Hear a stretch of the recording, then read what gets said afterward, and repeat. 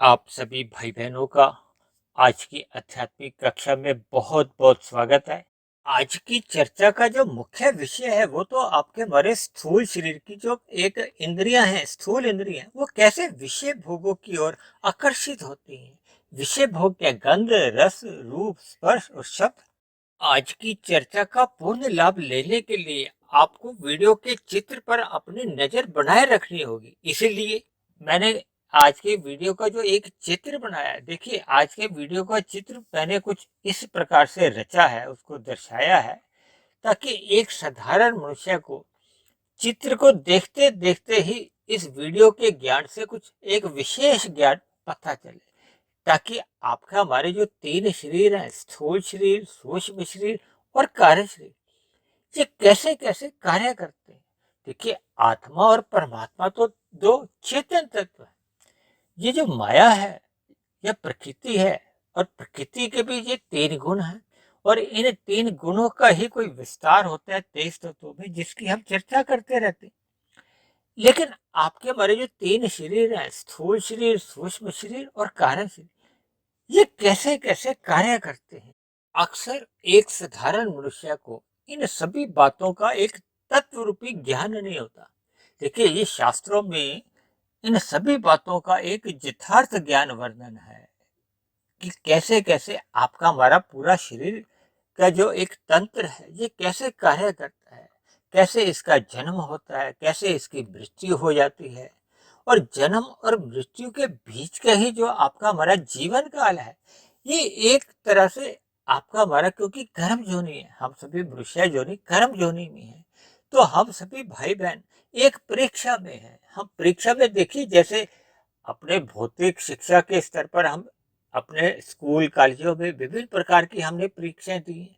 सभी भाई बहनों ने, देखिए, कोई स्कूल में, कॉलेज में, हम शिक्षा के अलग अलग स्तर पर हमने परीक्षा दी है। तो परीक्षा में हम जैसे जैसे, देखिए, लिखते हैं, वहाँ जो जो प्रश्न आते हैं तो उनका हम उत्तर देते हैं। तो उन दिए गए उत्तरों के ऊपर ही फिर जो हमारा एक उत्तर पुस्तिका होती है, उस पर कुछ नंबर मिलते हैं, उसके फिर रिजल्ट आता है, नतीजे आते हैं। अब नतीजों को ही आप परिणाम समझ लो, फल समझ लो। देखिए, जिनके 90% अंक आते हैं, 95% अंक आते हैं, 100% अंक आते हैं, तो वो कितने प्रसन्न होते हैं। और कुछ मनुष्यों के, देखिए, एक साधारण अंक ही आते हैं, कुछ लोग फेल भी हो जाते हैं। देखिए, इन सभी बातों को मैं थोड़ा एक विशेष रूप से इसलिए बता रहा हूँ, क्योंकि आपके हमारे जीवन में हम जितने भी अपने जीवन काल में कर्म करते हैं, उनके भी फल आते हैं। क्योंकि परमात्मा की ये जो माया है, ये आपके हमारे किए गए कर्मों पे नजर रखती है। क्योंकि प्रकृति के तो, देखिए, तीन गुण है, तमोगुण, रजोगुण और सतोगुण। शास्त्रों में कहा गया कि ये तीन गुण एक कर्म में आते हैं। शाम को जैसे ही सूर्य अस्त होता है, डूबता है, देखिए, वैसे तो सूर्य अस्त नहीं होता, लेकिन जो आपकी हमारी जो एक प्रत्यक्ष स्थिति जो बनती है, क्योंकि पृथ्वी गोल है, वो अपनी सतह पे घूमती है, इसलिए दिन रात बनती है। तो जैसे ही शाम को सूर्य डूबता है, अस्त होता है, तो अंधकार आ जाता है, क्योंकि पृथ्वी पे जो भी प्रकाश है वो सूर्य के कारण ही है। तो जैसे ही सूर्य छिपता है, तो वो आधे हिस्से में अंधकार आ जाता है, रात हो जाती है। तो इस रात को ही, देखिए, जो 8 घंटे की है, वो उसको तमोगुण से जोड़ा जाता है। उसके बाद फिर सतोगुण का आरंभ होता है। हालांकि उस समय भी रात होती है, लेकिन शास्त्रों में इन तीन गुणों के आने का यही क्रम कहा गया, और इसको आप महसूस कर ही सकते। देखिए, शाम को जैसे ही सूर्य अस्त होता है, तो 8 घंटे का ये तमोगुण बना रहता है। तमोगुण की भी तीन स्थितियां आती हैं।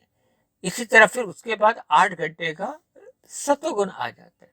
उस सत्वगुरु में भी एक स्थिति आती है ब्रह्म मुहूर्त की, जो सूर्य निकलने से पूर्व के जो 2 घंटे 40 मिनट का समय होता है ना, वो एक ब्रह्म मुहूर्त कहलाता है। यानी कि प्रकृति का एक शुद्धतम समय होता है। इस शुद्धतम समय में ही परमात्मा से जुड़ना आसान होता है, क्योंकि देखिए, परमात्मा तो है विशुद्ध सत्वगुण। जैसे हम कहते हैं ना कि तमोगुण से 10 गुना अच्छा रजोगुण है, रजोगुण से 10 गुना अच्छा सतोगुण है। उसी तरह मैं अक्सर अपनी चर्चाओं में इस बात को जोर देकर कहता हूँ कि सतोगुण से भी 10 गुना अच्छा विशुद्ध सतोगुण है, जो कि परमात्मा के लिए ही कहा जाता है। आप आत्मा के लिए भी समझ सकते हो, जब आत्मा मायातीत की स्थिति में होती है, क्योंकि हम सभी आत्माएं तो देखिए इस समय मनुष्य योनि में है। हम अपने घरों के आसपास जो अन्य पेड़ पौधे, कीड़े मकोड़े, कीट पतंगे, पक्षी पशु देखते हैं, वो भी तो आत्माएं हैं। अब उनके ऊपर एक अलग स्थिति है, क्योंकि वो नीचे की जोनि है। शास्त्रों में 80 लाख प्रकार की ये नीचे की जोनियां, तामसी जोनियां कही। जैसा कि हम जानते ही हैं कि देखिए शास्त्रों में भी तीन ही तत्वों की चर्चा आती है, परमात्मा, आत्मा और माया। देखिए आत्मा और परमात्मा ये दोनों चेतन तत्व हैं, नित्य है। हालांकि प्रकृति के जो तीन गुण हैं वो भी नित्य बने रहते हैं, लेकिन उनसे जो 23 तत्वों का विस्तार होता है, जिसमें ये विभिन्न युग आते हैं, सतयुग, त्रेता, द्वापर और कलयुग, जिस युग में आप और हम भाई बहन इस समय अपना जीवन व्यतीत कर रहे हैं, ये कलयुग चल। कलयुग का नाम ही देखिए, ये काले रंग से संबंध रखता है। जैसे काला रंग तमोगुण से संबंध रखता है, अज्ञानता से भी संबंध रखता है।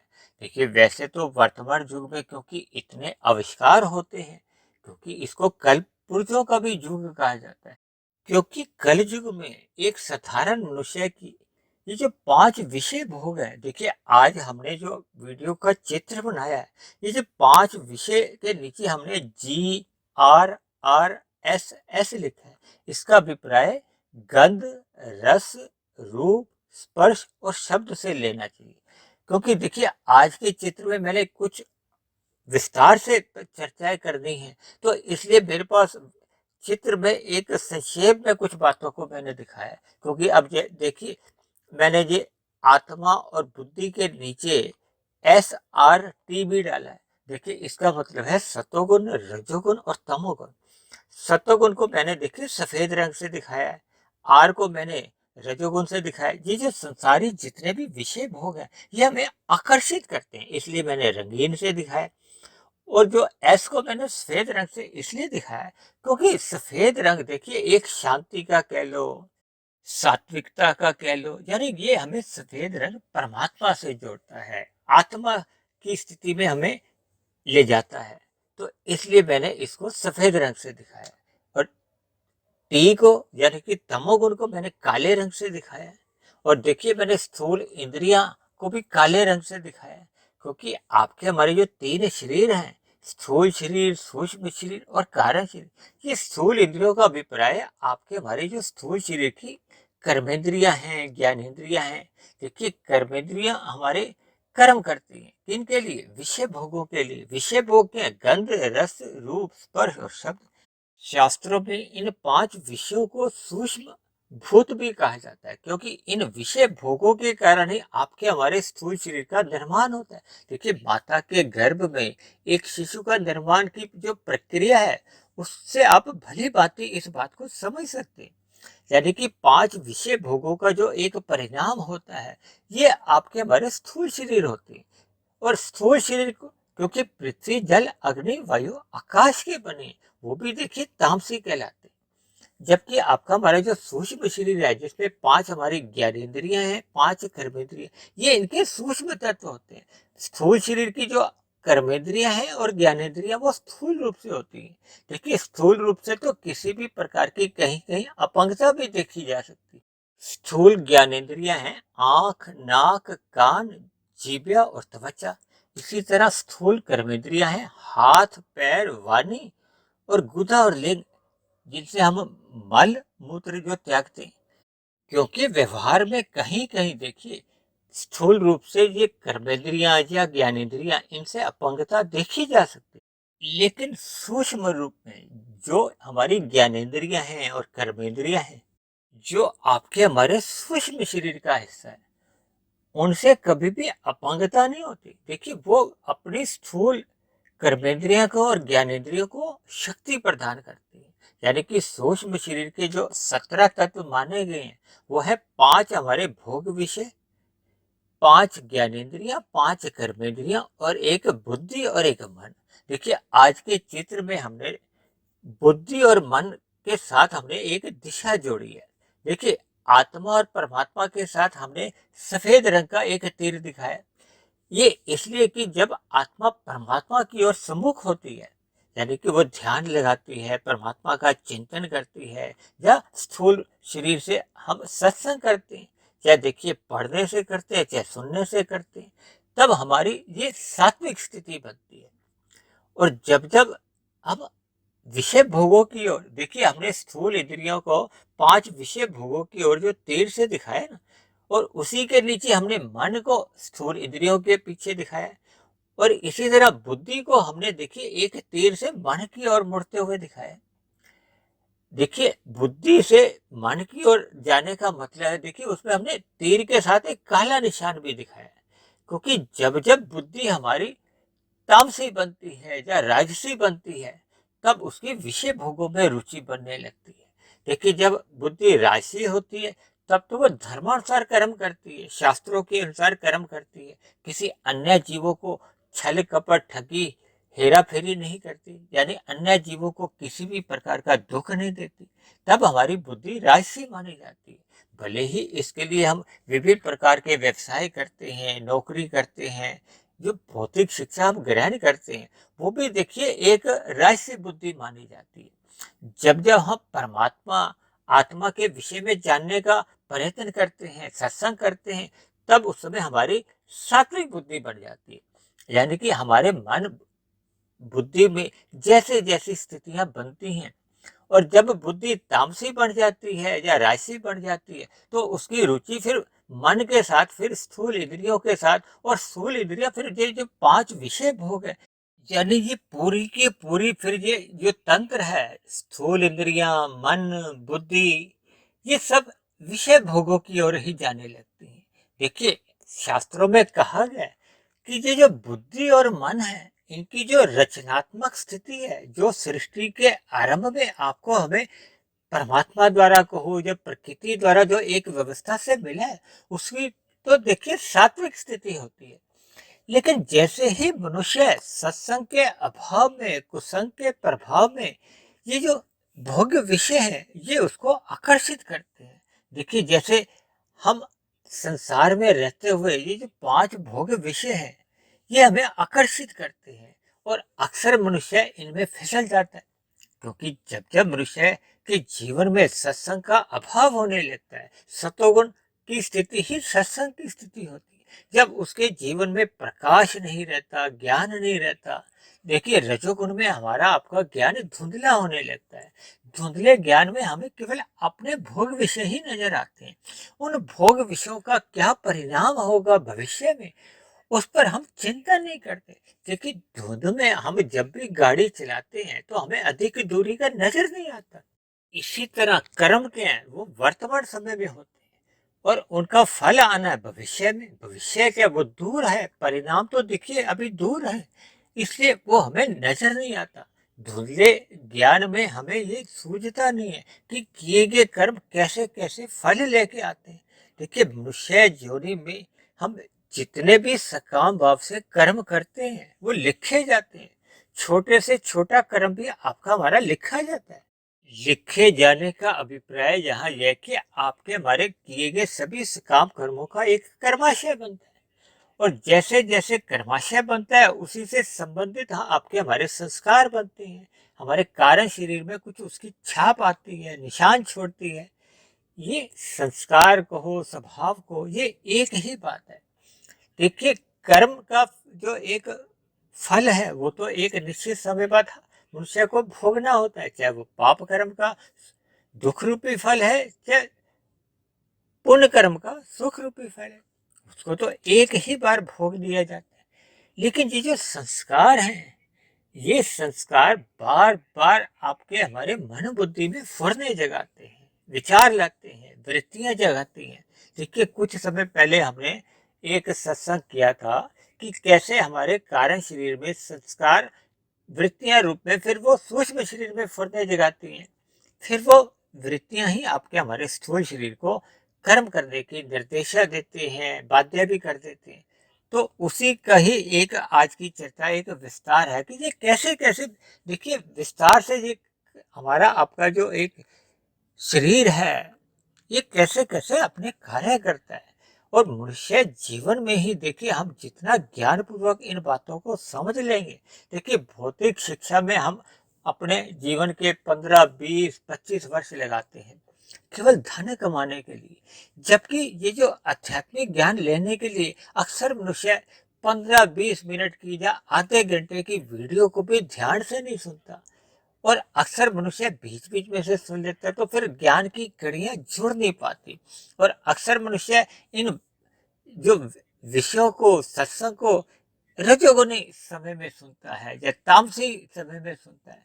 देखिए ब्रह्म मुहूर्त में जब ये वीडियो को सुना जाए या इन पर चिंतन किया जाए, क्योंकि प्रकृति का जब सतोगुण एक अनुकूलतम समय आता है, शुद्धतम समय आता है, वो प्रकृति का एक अधिक वाट का जिसको कहते हैं ना बल्ब जगह होता है। अब हमने सुई में अगर धागा डालना हो तो क्या हम 1 वाट के बल्ब की रोशनी में सुई में धागा डाल पाते हैं? नहीं।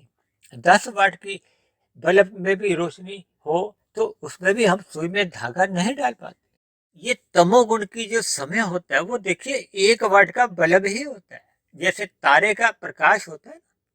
इसी तरह देखिए जब 10 वाट का बल्ब है यानी कि रजोगुनी समय में, रजोगुनी समय को आप चांद की रोशनी से भी समझ सकते हैं। लेकिन जब 100 वाट का बल्ब जगा हो या 1000 वाट का बल्ब जगा हो तो फिर तो देखिए जैसे क्रिकेट का मैच दिन रात के जो होते हैं उसमें जब इतना प्रकाश होता है तो वो छोटी सी गेंद भी खिलाड़ी को नजर आ जाती है। इसीलिए ब्रह्म मुहूर्त में परमात्मा द्वारा कहो प्रकृति द्वारा एक ऐसा वातावरण होता है, यानी ऐसा शुद्ध समय होता है कि जब हमें परमात्मा की जो एक सूक्ष्म विषय होते हैं, देखिए जो आज के वीडियो के चित्र में मैंने जो छोटी छोटी चीजों पर भी बहुत ही ध्यान से रंगों से दर्शाया है, तीर की दिशा से दिखाया है कि कैसे कैसे आपका हमारा जीवन में विभिन्न प्रकार के उतार चढ़ाव आते हैं। उतार चढ़ाव क्या है कि कभी मनुष्य सतोगुणी बन जाता है, कभी वो रजोगुणी बन जाता है, कभी वो तमोगुणी बन जाता है, क्योंकि मनुष्य के जीवन में ये देखिए दिनचर्या में विभिन्न प्रकार की घटनाएं घटती हैं। वो दिन में देखिए कई प्रकार के अन्य जीवों के साथ छल कपट हेरा फेरियां भी करता है, कभी कभी वो दान पुण्य भी करता है, सतोगुण की स्थिति में आ जाता है, कभी कभी वो इन वीडियो को सुनता है, सतोगुणी साहित्य भी पढ़ता है। लेकिन कुल मिलाकर देखिए हम जिस जिस गुण का जितना जितना संग करते हैं, देखिए ये गुण एक कर्म में आते हैं। तमोगुण के बाद सतोगुण, सतोगुण के बाद फिर रजोगुण। ये दिन में जो समय चल रहा होता है ये रजोगुण का होता है, जब मनुष्य धन कमाने के लिए कहो, अपनी आवश्यकताओं की पूर्ति के लिए या विषय भोगों की प्राप्ति के लिए जो परिश्रम करता है, यदि धर्मानुसार कर्म करता है तो वो रजोगुण में रहता है। ऐसी स्थिति में देखिए शास्त्रों का भी एक विधि विधान बना हुआ है कि मनुष्य को कोई दंड नहीं मिलता। शास्त्र अनुसार जब हम कर्म करते हैं रजोगुण में रहते हुए अन्य जीवों को किसी प्रकार का भी दुख नहीं देते, प्रकृति के नियमों का पालन करते हैं, परमात्मा की आज्ञा अनुसार अपने कर्मों को एक दिशा देते हैं। लेकिन जब जब हम शास्त्रों के विरुद्ध यानी कि निषेध कर्मों को करते हैं, प्रकृति के अन्य जीवों को हम पीड़ा देते हैं, दुख देते हैं, तो ऐसी स्थिति में हमारे वो तामसी कर्म होते हैं। अक्सर मनुष्य अपने जीवन में कितने ही ऐसे पाप कर्म अज्ञानतावश कर जाता है। देखिए कभी कभी तो मनुष्य छोटे छोटे सुखों के लिए कुछ ऐसे पाप कर जाता है जिनका भविष्य में एक बहुत ही भयानक फल आते हैं, दुख रूपी फल आते हैं। देखिए मनुष्य से नीचे की ये जो जितनी भी जोनियां हैं 80 लाख प्रकार की, ये तो हम घरों के आसपास ही काफी जोनियां देखते हैं। देखिए उनका जीवन कोई सुखमय तो है नहीं, देखिए वो कोई पिकनिक मनाने तो नहीं आए, वो अपना जीवन देखिए एक कष्ट भोग रहे हैं, विभिन्न प्रकार के उनके जीवन में दुख है। आप और हम जब भी उठते हैं नहा धोकर हमें नाश्ता पानी मिल जाता है, देखिए इन पक्षियों को या पशुओं को कोई ऐसा उनका कोई निश्चित भोजन का व्यवस्था नहीं होती। देखिए कहीं कहीं कुछ सात्विक मनुष्यों द्वारा कुछ ऐसे भोजन की व्यवस्था कर दी जाती है जिससे इन जीव जंतुओं का कुछ पालन हो जाता है। हालांकि परमात्मा इतने दयावान है, क्योंकि परमात्मा देखिए न्याय भी करते हैं और दया भी रखते हैं। इसीलिए परमात्मा ने नीचे की जितनी भी योनियां हैं, क्योंकि वो दुख भोग रही है, इसलिए उनको क्रमशः अचेत रखा है। अब जो पेड़ पौधे हैं, देखिए हम पेड़ों से फूल भी तोड़ते हैं, फल भी तोड़ते हैं, विभिन्न प्रकार की हम क्रियाएं करते हैं, तो उनको कोई ऐसा कष्ट नहीं होता, क्योंकि वो अपनी लगभग अचेत अवस्था में है। इसी तरह जैसे जैसे जीवों की एक अचेत अवस्था कमजोर पड़ने लगती है, जैसे कीड़े मकोड़े हैं, उनको कुछ हम अगर उनका एक चींटी का भी रास्ता रोकते हैं तो उसको थोड़ी समझ होती है, वो अपना रास्ता बदल देती है। मच्छर को, मक्खी को अगर आप पकड़ने की कोशिश करते हैं, वो अपना रास्ता बदल देते हैं। यानी कि जैसे जैसे इन जोनियों का ऊपर की ओर विकास होता है, देखिए पेड़ पौधे से कीट पतंगे, कीड़े मकोड़े ये जो बनते हैं, पक्षी, पशु, पशुओं के बाद फिर मनुष्य योनि का नंबर आता है। हालांकि मनुष्य योनि तो देखिए तभी मिलती है जब हमारे संचित कर्मों में पाप और पुण्य कर्मों की तुल्यता रहती है, जब पुण्य कर्मों की अधिकता रहती है। अगर पाप कर्मों की अधिकता होगी तो फिर नीचे की योनियों में ही प्रकृति की व्यवस्था कह लो, परमात्मा का एक न्याय व्यवस्था कह लो, फिर नीचे की जोनियों में एक दंड भोगने के लिए, दुख भोगने के लिए फिर नीचे की जोनियों में जाना पड़ता है। जैसे जैसे नीचे की जोनियों में दुख भोग लिए जाते हैं, जब वो पाप कर्म घट घट के पूर्ण कर्मों के बराबर में आ जाते हैं, तो फिर पुनः मनुष्य जोनि की प्राप्ति हो जाती है। अब मनुष्य जोनि तो देखिए आपको हमें जो मिली है, हम जो प्रतिदिन एक वीडियो बनाते हैं, क्योंकि मेरा तो देखिए आध्यात्मिक ज्ञानात्मक चैनल है। इस आध्यात्मिक ज्ञानात्मक चैनल पे जो प्रतिदिन एक वीडियो बनती है, उसका मूलभूत यथार्थ ज्ञान देना ही एक मात्र लक्ष्य होता है। आत्मा परमात्मा ये दोनों चेतन तत्व है, और प्रकृति के जो तीन गुण हैं ये जड़ तत्व हैं। जब तक हम इनके संबंध को यथार्थ रूप से तत्व रूपी समझ नहीं लेते, तब तक देखिए ये जो आपके हमारे जो तीन शरीर है, ये कैसे कैसे कार्य करते हैं, ये हमें समझना होगा। इसलिए तो देखिए आज के मैंने चित्र में एक बहुत ही परमात्मा की प्रेरणा द्वारा कुछ चित्र को एक ऐसी दिशा दी है, ऐसे क्रम से बनाया है, ऐसे ऐसे तीर दिखाए हैं, उनको उस रंग से भरा है, ताकि एक साधारण मनुष्य को अपने दिनचर्या एक व्यवस्थित करने में मदद मिले, ताकि आपका हमारा जीवन सुधर जाए। क्योंकि अगर हमारी आत्मा परमात्मा की ओर सम्मुख होती है, क्योंकि देखिए आत्मा को का तो स्वभाव ही है कि वो परमात्मा की ओर सहज ही सम्मुख होने लगती है, क्योंकि आत्मा ज्ञानवान है। आत्मा में देखिए आनंद गुण नहीं है, जबकि सभी आत्माओं का एक ही स्वभाव है, सदा सुख मिले, सदा सुख मिले। ये जो मनुष्य विषय भोगों की ओर भी लालायित रहता है, इसी के लिए कर्म भी करता है, पुण्य कर्म भी करता है और पाप कर्म भी कर सकता है, वो इसीलिए कि उसको इन विषय भोगों में सुख मिलता है। अगर उसको इन विषय भोगों में सुख नहीं मिले, तो फिर वो इनके लिए देखिए ना तो पुण्य कर्म करेगा, ना ही पाप कर्म करेगा, क्योंकि अज्ञानतावश हम इन विषय भोगों में सुख मान लेते हैं। देखिए सुख मिलता है, इसमें कोई दो राय नहीं, लेकिन वो सुख अल्पकाल के लिए मिलते हैं। फिर उन भोगे हुए सुखों से ही दुखों का जन्म होता है। देखिए सभी दुखों के पीछे का जो एक मूल कारण होता है, वो आपके हमारे भोगे हुए सुख ही होते हैं। मनुष्य जब पहला रसगुल्ला खाता है तो उसको कुछ सुख मिलता है, दूसरे में और कम सुख मिलता है, तीसरा चौथा पांचवें के बाद उसको फिर वहीं से दुख मिलता है। ये एक वास्तविक स्थिति है, यथार्थ स्थिति है, जिनसे आप सभी भाई बहन परिचित हैं, लेकिन उन पर हम कभी विचार नहीं करते। देखिए मैंने बताया ना, जब जब आत्मा अपनी मूल स्थिति में रहती है, तो फिर वो परमात्मा की ओर सहज ही सम्मुख होने लगती है, आकर्षित होने लगती है। ये आत्मा का स्वभाव है, क्योंकि आत्मा को आनंद प्राप्ति की इच्छा सदा बनी रहती है। देखिए सभी आत्माओं में क्या होता है कि हम सदा सुख मिले, और जैसे ही हमें दुख मिलता है हम उस दुख से हटना चाहते हैं।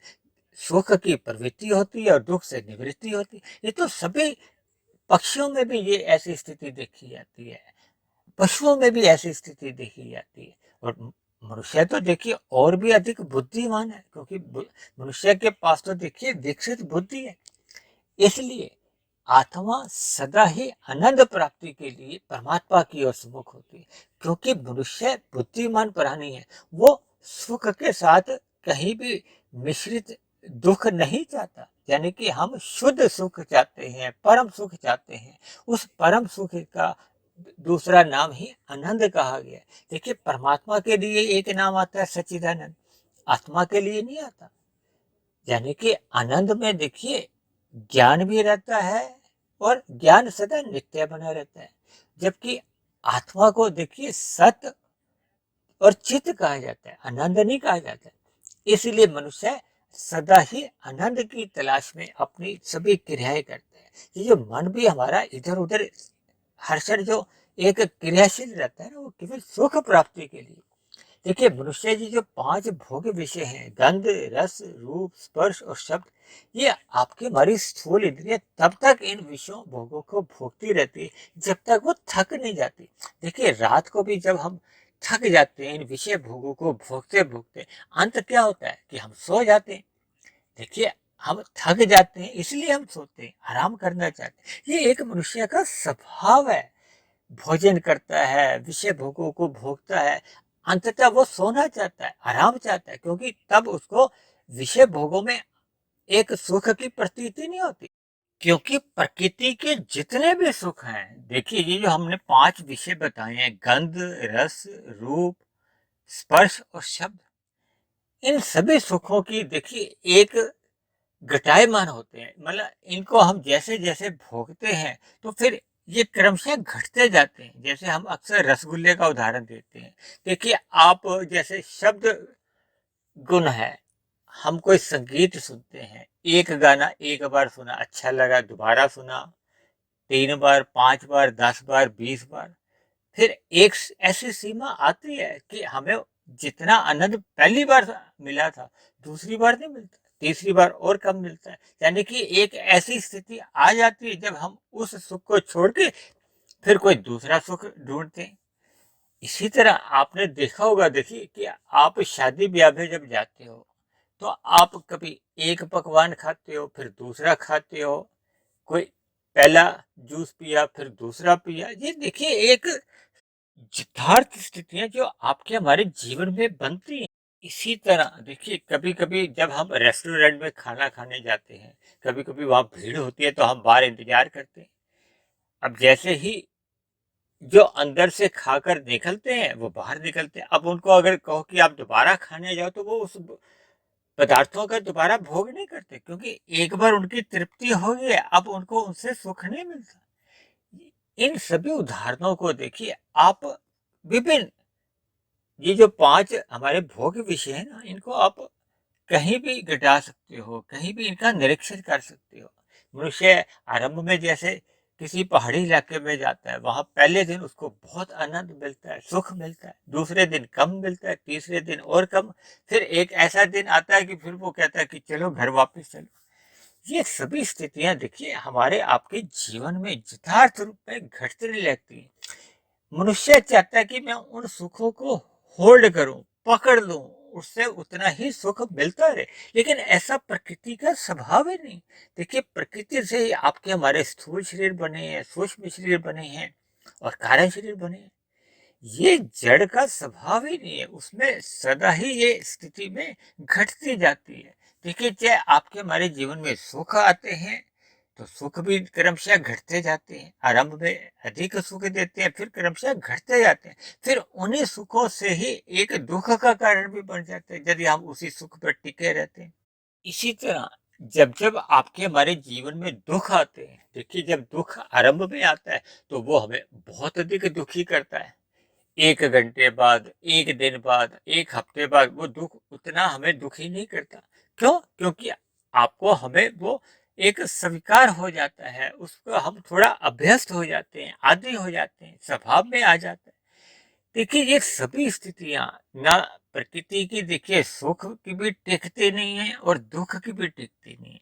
हालांकि हमारा ये जो 5 भोग विषयों का जो एक मुख्य आज का विषय है, गंध, रस, रूप, स्पर्श और शब्द, कि कैसे आपके हमारी जो स्थूल शरीर की जो एक स्थूल इंद्रियां हैं, ये आकर्षित होती हैं, ये सदा ही इन विषय भोगों की ओर आकर्षित होती हैं। देखिए, इसके पीछे का कारण क्या है?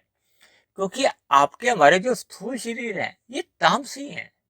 जैसा कि आपको थोड़ी देर पहले समझाया था कि ये जो स्थूल शरीर का जो एक सृजन है, निर्माण है, वो भोग विषयों का ही परिणाम है। तो इसलिए ये जो हमारे भोग विषय हैं, ये भी तामस कहे गए। ये देखिए तामसी अहंकार से उत्पन्न होते हैं।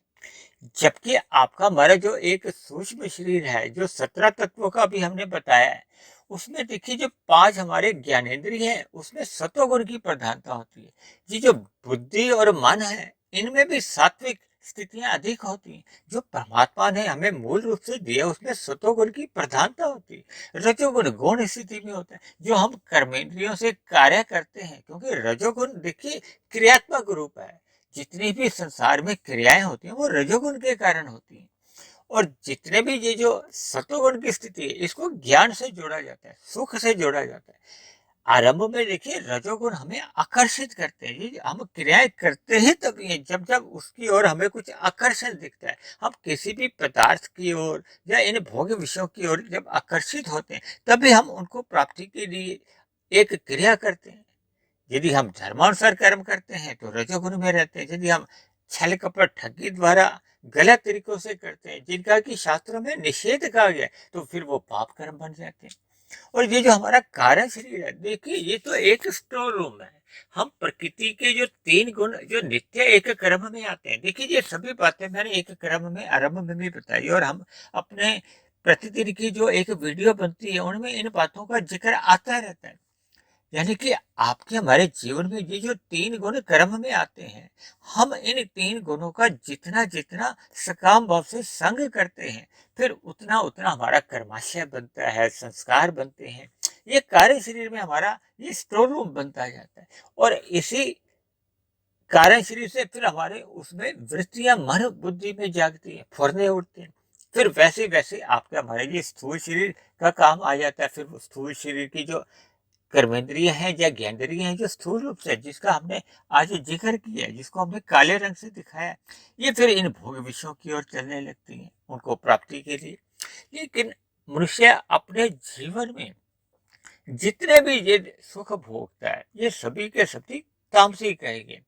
हमारा स्थूल शरीर भी तामसी है, ये भोग विषय भी तामसी है। इसलिए दोनों का एक सजातीय संबंध बन जाता है।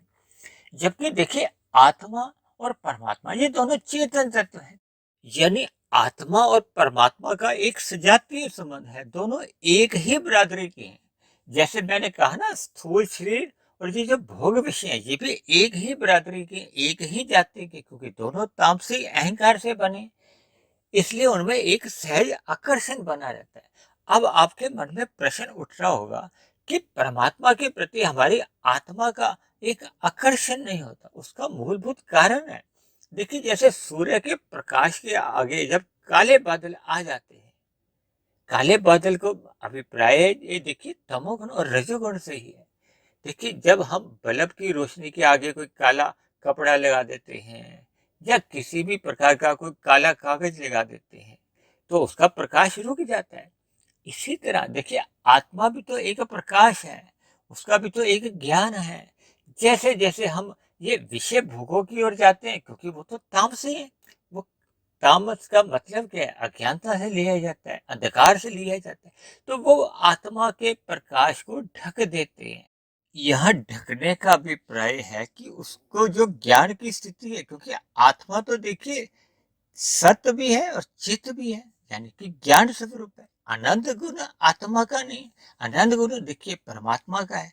यानी कि जैसे ही हम इन तामसी पदार्थों का या यानी तमोगुण का या रजोगुण का अधिक संग करते हैं, तो फिर आपका हमारा एक ज्ञान ढकने लगता है, हम अचेत स्थिति में आते हैं। आप स्वयं देखिए जब भी हम शादी ब्याह में जाते हैं, या कभी कभी जब त्योहार वगैरह के दिन आते हैं, जब हम एक सामान्य से अधिक भोजन करते हैं, गरिष्ठ भोजन करते हैं, तो आपके हमारे भीतर में एक प्रमाद आने लगता है, आलस्य आने लगता है। ये आलस्य प्रमाद ये अचेत स्थिति है, तो आपका हमारा ज्ञान थोड़ा अवरत होने लगता है। देखिए जब हम धूप में पैदल चल रहे होते हैं, तो आप देखोगे कि आपकी एक छाया साथ में चलती है। छाया का मतलब क्या है? देखिए आपके शरीर पर जो सूर्य का प्रकाश रुक जाता है, तो उसी की ही एक काले रंग की छाया सी आ जाती है। इसी तरह ये जो गुणों का हम जैसे जैसे संग करते हैं, देखिए तमोगुण अज्ञानता से जोड़ा जाता है, अंधकार से कहा जाता है। रजोगुण का हम ये जो संसारी भोग विषय हैं, इनसे जोड़ देते हैं, क्रिया से जोड़ देते हैं।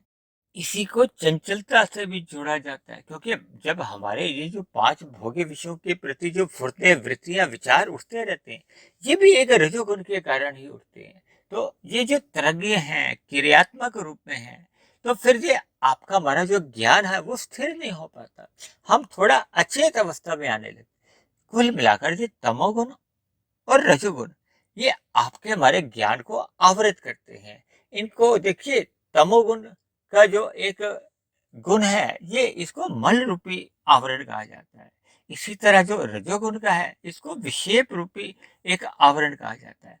और कहीं कहीं देखिए शास्त्रों में ये सतोगुण को भी एक आवरण का नाम दिया गया है, क्योंकि ये मल रूपी तो नहीं है, क्योंकि ये सतोगुण तो हमारा एक मुक्तिदायक है। क्योंकि हम जब सत्संग करते हैं तो हम सतोगुण का संग करते हैं, तो ये तो एक हमारा रजोगुण को कमजोर करता है और तमोगुण को समाप्त करता है। जैसे प्रकाश सतोगुण है, यानी कि प्रकाश आने पे अंधकार भागता है। सुबह जब सूर्य का प्रकाश आने लगता है तो क्रमशः अंधकार भागने लगता है। लेकिन जब मनुष्य ज्ञान पे ही अधिक टिका रहता है, देखिए हमारा जो अंतिम लक्ष्य क्या है, आनंद प्राप्ति का। और आनंद गुण कहाँ है, परमात्मा के यहाँ। और परमात्मा की ओर जब आत्मा सम्मुख होगी, तो फिर उसको एक सहज ही परमात्मा के प्रति उसका एक आकर्षण कह लो, प्रीति कह लो, प्रेम कह लो, भक्ति कह लो। देखिए जैसे कहते हैं ना, एक कर्म योग है, एक ज्ञान योग है, एक भक्ति योग है। भक्ति योग एक अंतिम अवस्था आती है, उसमें भी फिर कई सीढ़ियां, कई स्तर होते हैं।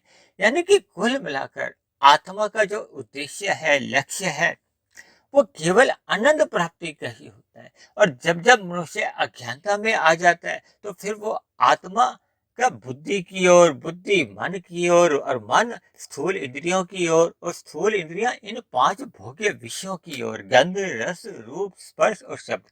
ये आज के हमने जो चित्र में ये विभिन्न प्रकार की जो स्थितियां दिखाई हैं, ये डिजाइन द्वारा भी मैंने आपको समझाया है और शब्दों द्वारा भी समझाया है। देखिए ये सभी छोटी छोटी ज्ञान की जो बातें हैं, इनको हम जितना यथार्थ रूप में समझ जाते हैं, तो फिर आपको हमें ये अपना मिला हुआ जीवन का एक महत्व समझ में आने लगता है। देखिए स्थूल शरीर हमारा हर क्षण एक घटता जाता है, क्योंकि हम सभी मनुष्य एक सीमित आयु लेके आए। आज हम 40 वर्ष के हैं, तो अगले क्षण उसमें और आयु घट घट के, तो इसी तरह आपकी हमारी ये आयु बढ़ती रहती है। और एक ऐसी स्थिति स्थूल शरीर की आ जाती है कि आप हम ये भोग्य विषयों को भोगने की स्थिति में ही नहीं होते।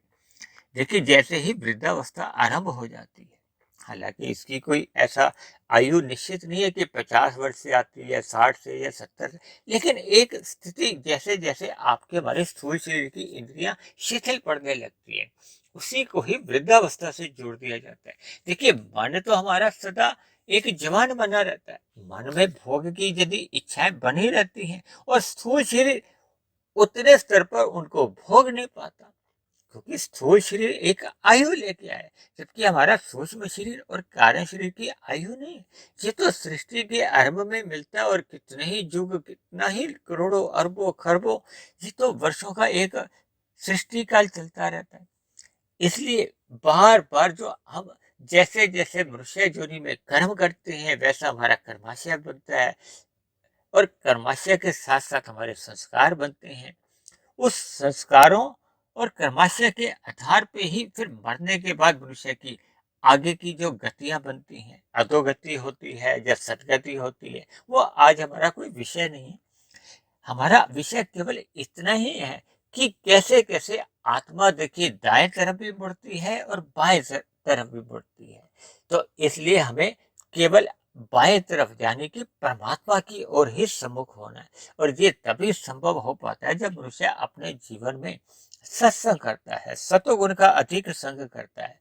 और रजोगुण और तमोगुण, देखिए तमोगुण का जो एक मर्यादा रूप में संग है, यानी कि हमने नींद का संग लेना है, जब हम आराम करने जाते हैं तो वो भी एक तमोगुण का ही संग होता है। और उसमें भी जब देखिए हम अपने बिस्तर पर लेट जाते हैं, यदि हमारे मन में विचार चलते रहते हैं, वृत्तियां उठ रही हैं, चिंतन चल रहा है, तो फिर वो रजोगुण आ जाता है।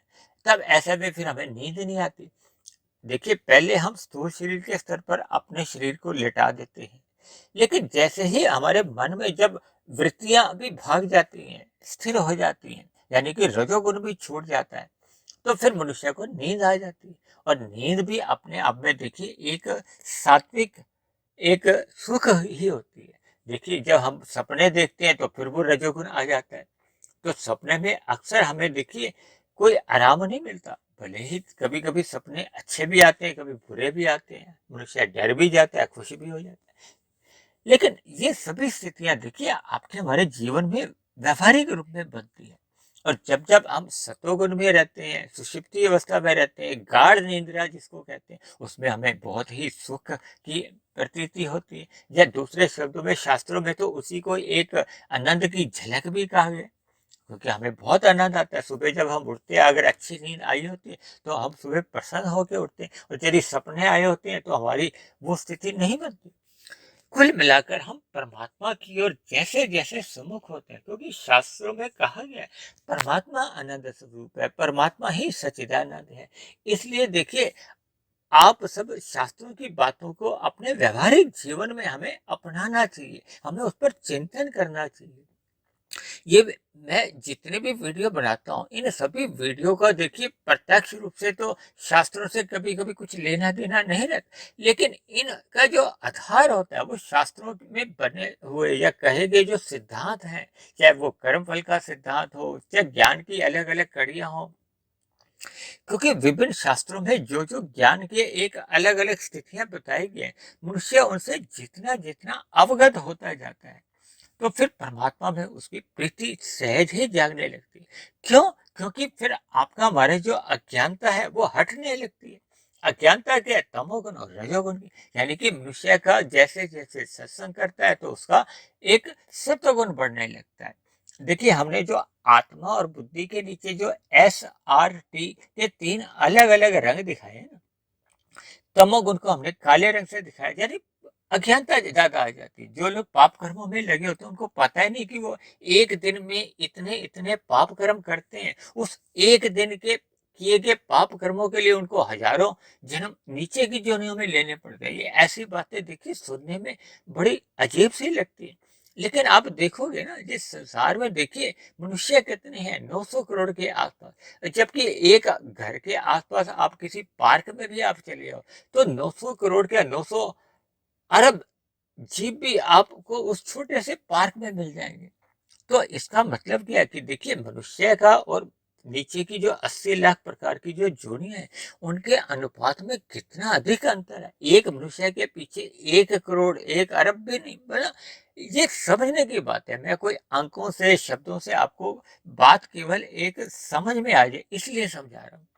तो हमें मिले हुए जीवन में अपना रजोगुण मर्यादा में रखना चाहिए, यानी अपने स्थूल शरीर की केवल आवश्यकताओं की पूर्ति के लिए ही हमें इन विषय भोगों को एक लेना चाहिए। यानी कि हमें अपने स्थूल शरीर की भोग विषयों से बचना है, केवल आवश्यकताओं की पूर्ति तक ही हमें सीमित रहना है। उसी के लिए हमें पुरुषार्थ करना होता है और जीवन में अपना सत्वगुण बढ़ाना होता है। सत्वगुण देखिए तभी बढ़ता है ना, जब आप सुबह का जो ब्रह्म मुहूर्त है उसका आप संग करें। देखिए, हम तो जितने भी वीडियो भी बनाते हैं ये सभी के सभी ब्रह्म मुहूर्त में ही बनती हैं। परमात्मा की सुमुखता बनी रहती है। प्रकृति का ये एक सत्वगुण एक शुद्धतम स्थिति में होता है। तो ऐसी स्थिति का जब हम लाभ उठाते हैं तो आपकी हमारी जो ज्ञान की स्थिति एक मजबूत होने लगती है। हम परमात्मा से जुड़ सकते हैं, परमात्मा का ध्यान लगा सकते हैं। ये सभी स्थितियां क्या है कि हमारा सत्वगुण बढ़ने लगता है। जब एक गुण बढ़ता है तो दूसरे गुण सहज ही घटने लगते हैं। इसलिए हमें मिले हुए जीवन के महत्व को समझते हुए अपनी आध्यात्मिक यात्रा आरंभ करने के लिए अपने मन और बुद्धि को सहज ही सत्वगुण में स्थित रखना चाहिए, यानी कि आत्मा की जो एक मूल स्थिति है उसकी ओर सम्मुख करना चाहिए, ताकि फिर हमारी आत्मा के ऊपर जो एक तमोगुण और रजोगुण का जो बल रूपी आवरण है वो सहज ही हटने लगेंगे। देखिए, जैसे जैसे वो हटने लगेंगे, यानी कि आत्मा के ऊपर से जब 50% से अधिक का आवरण हट जाता है तो फिर आत्मा की स्थिति देखिए, फिर जो बुद्धि की ओर जारी होती है ना, वो फिर परमात्मा की ओर उसका रुख हो जाता है। जो हमने आत्मा के देखिए दाएं तरफ और बाएं तरफ दो तीर दिखाए ना, दाएं तरफ बुद्धि को दिखाया, बाएं तरफ हमने परमात्मा की ओर दिखाया। यानी कि हमारा आपका जब सत्संग एक श्रद्धा पूर्वक होने लगता है तो एक स्थिति ऐसी बनने लगती है कि जब आत्मा के ऊपर जो मल रूपी आवरण है तमोगुण का और रजोगुण का, वो समाप्त होने लगते हैं। तब सात्विक बुद्धि बनने लगती है, विवेक शक्ति जगने लगती है। ऐसी स्थितियां बनने पे फिर आत्मा क्रमशः अपने मूल स्वरूप में लौटने लगती है। और जैसे जैसे आत्मा मूल स्वरूप में 50% से अधिक लौट आती है, यानी कि देखिए जैसे तराजू के दो पलड़े होते हैं ना, जिसमें ज्यादा भार होता है, भार अधिक का मतलब है जहां हम 50% से अधिक हमारी आत्मा अपने मूल स्वरूप में आ जाती है, तो आत्मा का देखिए परमात्मा से एक सहज आकर्षण बना हुआ है, प्रीति सहज ही रहती है। तो ऐसी स्थितियां जैसे जैसे बढ़ती जाती हैं, फिर हमारी आत्मा की 60%, 70%, जैसे जैसे स्थितियां बढ़ जाती हैं, देखिए इसको शास्त्रों में वैराग्य की स्थिति कही गई है। यानी कि हमने सत्संग का अभ्यास करना है तो उसमें हमारी फिर एक विषय भोगों के प्रति वैराग्य होने लगता है। वैराग्य होते होते हमारी फिर विवेक शक्ति जागती है, या इसको आप कह लो कि सत्संग करने से आपकी हमारी विवेक शक्ति बढ़ने लगती है, तो वैराग्य उसी अनुपात में बढ़ता है। जितने अनुपात में वैराग्य होता है फिर उतने अनुपात में फिर परमात्मा से प्रीति होती है। और ये प्रीति जब अपनी पूर्ण स्थिति में पहुंच जाती है, यानी कि मनुष्य की विवेक शक्ति 100%, 100% जाग जाती है, तब ऐसी स्थिति में इन विषय भोगों के प्रति हमारा पूर्ण वैराग्य हो जाता है, स्थायी वैराग्य हो जाता है, और आत्मा पूर्ण रूप से फिर परमात्मा की ओर सम्मुख हो जाती है। स्थूल शरीर के रहते रहते फिर आपका हमारा जो कारण शरीर है उसमें देखिए अज्ञानता के संस्कार जब दग्ध बीज हो जाते हैं तो फिर कारण शरीर समाप्त हो जाता है। कारण शरीर के समाप्त होते ही आपका हमारा सूक्ष्म शरीर समाप्त हो जाता है, और स्थूल शरीर तो पहले ही देखिए समाप्त होने के लिए ही आपको हमें मिला है। यानी कि जैसे ही स्थूल शरीर की एक मृत्यु किसी निमित्त कारण से आती है, तब ऐसी स्थिति में फिर आत्मा परमात्मा के आनंद में मोक्ष काल में चली जाती है। देखिए ऐसी सभी शुभ स्थितियां तभी आपके हमारे जीवन में बनती हैं जब हम सतोगुण का अधिक संग करते हैं, रजोगुण का संग केवल अपने स्थूल शरीर की आवश्यकताओं की पूर्ति के लिए करते हैं, और तमोगुण का मल रूपी संग से पूर्ण रूप से बचते हैं। तो ऐसी सभी शुभ स्थितियां हम सभी भाई बहनों के जीवन में तभी बनती हैं जब हम मिले हुए जीवन में सत्संग करते हैं, सतोगुण को अधिक महत्व देते हैं, और ये जो स्थूल शरीर जो विषय भोगों की ओर सहज ही भागती है ना, दौड़ती है, उन्हीं के लिए मनुष्य फिर छल कपट ठगी हेरा फेरी भी करता है, तो फिर ये उसकी सहज ही रुकने लगती है, क्योंकि अब उसका जो बुद्धि और मन है वो आत्मा की ओर खींचे जाते हैं, और आत्मा तो देखिए स्वाभाविक रूप से ही परमात्मा की ओर खींचती है। तो ऐसी सभी शुभ स्थितियां हम सभी भाई बहनों के जीवन में क्रमशः तभी बनती हैं जब मनुष्य श्रद्धा पूर्वक सत्संग करता है। तो इसलिए मेरी आप सभी भाई बहनों से भी सदा विनती रहती है कि मिले हुए जीवन में श्रद्धा पूर्वक सत्संग करें। देखिए मैं तो अक्सर आप सभी भाई बहनों को भी कहता हूँ कि ये जो मेरी जितने भी वीडियो हैं जो कि तकरीबन 630 के आसपास हो चुकी हैं, क्योंकि ये सभी वीडियो भी परमात्मा की प्रेरणा से ब्रह्म मुहूर्त में ही बनती हैं। तो मेरी आप सभी भाई बहनों से भी विनती है कि आप सभी भी इन सभी वीडियो को केवल ब्रह्म मुहूर्त में ही सुनेंगे तो इनका आपको पूर्ण लाभ मिलेगा, जिसके परिणाम स्वरूप आपके जीवन में सकारात्मक परिवर्तन आने लगेंगे, आपकी दिनचर्या एक व्यवस्थित बन जाएगी, और परमात्मा में फिर मन लगाने की आवश्यकता नहीं होगी, फिर सहज ही मन परमात्मा में ही टिकने लगेगा, और संसार के प्रति आपका वैराग्य हो जाएगा। आरंभ में आपका विषय भोगों के प्रति उदासीनता आने लगेगी। तो ऐसी सभी शुभ स्थितियां हम सभी भाई बहनों के जीवन में भी बने। इन्हीं शब्दों के साथ आज की चर्चा को अब हम यही विश्राम देते हैं। आज की चर्चा से संबंधित आप किसी भाई बहन का किसी भी प्रकार का कोई प्रश्न हो तो आप नीचे दिए गए कमेंट्स बॉक्स पर जाकर आप अपना प्रश्न लिख सकते हैं। और यदि मेरे आध्यात्मिक ज्ञानात्मक चैनल के प्रति आपका कोई सुझाव हो तो आप अपना सुझाव भी लिख सकते हो। और मेरी कही गई बातों पर आपको किसी भी प्रकार की कोई आपत्ति हो, मतभेद हो, शिकायत हो तो आप इन बातों को भी नीचे कमेंट्स बॉक्स पर जाकर लिख सकते हैं। और परमात्मा की प्रेरणा से यदि ये बनने वाली वीडियो से आपके जीवन में सकारात्मक परिवर्तन आने लगे हों, आपकी परमात्मा में प्रीति जग गई हो, तो मेरी आप सभी भाई बहनों से विनती है कि आप मेरे इस आध्यात्मिक ज्ञानात्मक चैनल सुधीर भट्ट या फकीर को स्वयं भी सब्सक्राइब करें। वे अन्य जिज्ञासु भाई बहनों को भी जो परमात्मा से जुड़ने के जिज्ञासा रखते हैं, ऐसे सभी भाई बहनों को भी इस आध्यात्मिक ज्ञानात्मक चैनल से जोड़ने का प्रयास करें, ताकि समाज में एक सतोगुणी वातावरण का विस्तार होता जाए। उस सतोगुणी वातावरण में हम सभी भाई बहनों का जीवन सुखमय बीते। इन्हीं शब्दों के साथ आज की चर्चा को अब हम यही विश्राम देते हैं। कल फिर मिलते हैं एक नए विषय को लेकर, एक नए संदेश के साथ। तब तक आप सभी भाई बहनों का बहुत बहुत धन्यवाद।